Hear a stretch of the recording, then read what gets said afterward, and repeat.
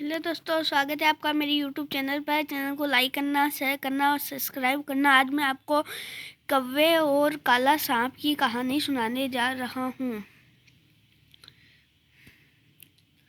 किसी समय एक बड़े पीपल वृक्ष पर एक कौवा अपनी पत्नी के साथ अपने घोंसले में रहता था। इस वृक्ष की कोटर में एक काला नाग भी रहता था जो उसके घोंसले में जाकर उसके बच्चों को खा जाता था। वह पीपल का वृक्ष कौवों के रहने के लिए बहुत ही सुविधाजनक था, इसलिए कौवे उसे छोड़कर जाना नहीं चाहते थे। यद्यपि उनके बच्चे उस सांप द्वारा मारे जाते थे।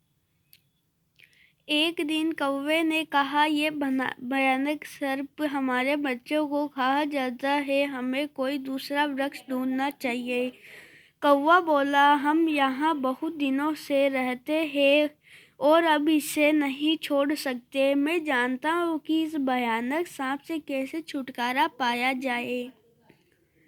तुम चिंता मत करो, मेरा एक मित्र है जो इस काम में मेरी सहायता करेगा।" उसके बाद वह अपने मित्र शियार के पास गया जो एक दूसरे वृक्ष के पास रहता था।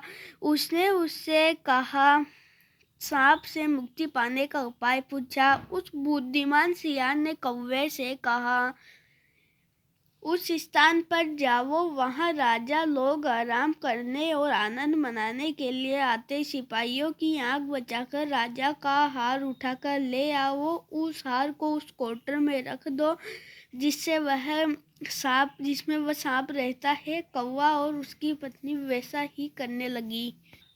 वे उस स्थान पर गए जहाँ राजा परिवार की स्त्रियां तालाब में जलक्रीड़ा कर रही थी। कौवा ने एक कीमती हार उठाया और उड़ चला। उसने हार को उस कोटर में डाल दिया जिससे सांप रहता था।